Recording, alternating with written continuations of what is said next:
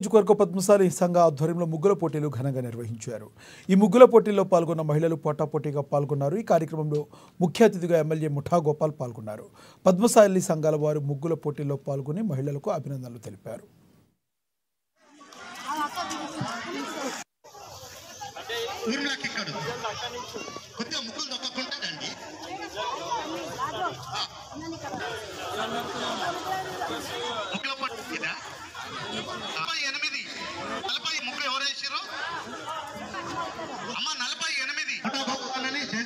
తెలంగాణ ప్రాంతంలో కాకుండా ఆంధ్రప్రదేశ్ నిజంగా ఏదైతే 26 జనవరి నాడు ఇందిరాబాద్ లో పద్మశాలి మేళ ఏర్పాటు చేస్తారో దానికి ఒకటి రెస్పాన్స్ అది.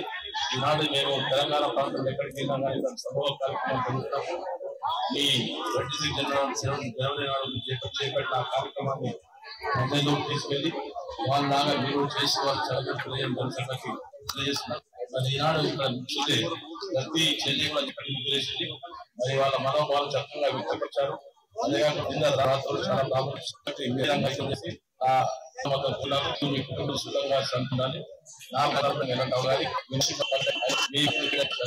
అది కూడా చాలా మంది సోదరులకు సోదరులకు గత 10-15 ఏళ్లకు రేషన్ కార్డు ఈ మధ్య కాలంలో మరి ఇంటికి వచ్చి చాలా మంది రేషన్ కార్డ్స్ లేవన్నారు. అదే కాకుండా ప్రభుత్వం దాంట్లో కాలం రేషన్ కార్డు ఉండాలి. మహిళలను కించపరిచేలా మాట్లాడారు.